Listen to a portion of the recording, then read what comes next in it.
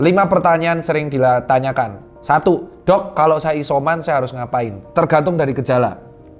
Jadi gini, pasien yang diadakan isolasi mandiri adalah pasien dengan gejala tanpa gejala tapi jadi positif, tanpa gejala positif, gejala ringan, dan gejala sedang. Harusnya gejala sedang ini dirawat di Wisma Atlet atau rumah sakit darurat. Tetapi kalau misal ruangan tidak cukup, diminta isoman. Untuk kalian semua, pasien isoman yang tidak bergejala, cukup isoman 10 hari. Cukup isoman 10 hari.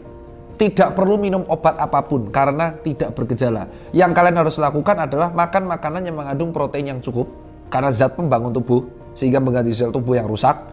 Ya. Kedua adalah makan makanan yang mengandung vitamin C dan vitamin D.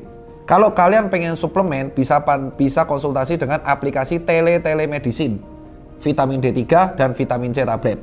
Dan tinggal minum empon-empon yang kalian tahu, jahe anget sekali sehari silakan, tapi itu bukan obat COVID. Itu hanya sebagai suplemen dan bed rest.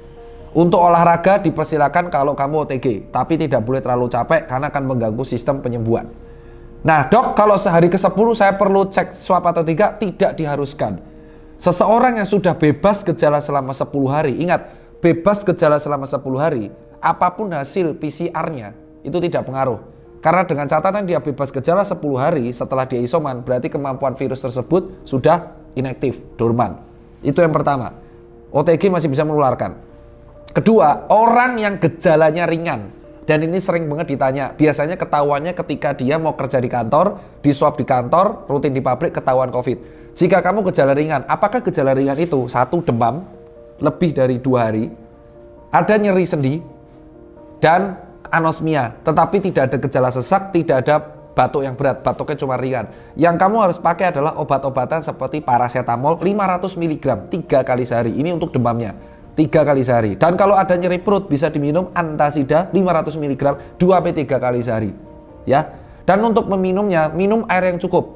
Terserah mau minum air kelapa, air putih, Pocari Sweat, air ion, ya kan. Yang penting bukan air panas 100 derajat karena melepuh nanti disuruh, ya. Dan antibiotik tidak diperlukan untuk gejala ringan. Antibiotik tidak diperlukan untuk gejala ringan. Apalagi dexamethasone dan teman-temannya belum diperlukan untuk gejala ringan.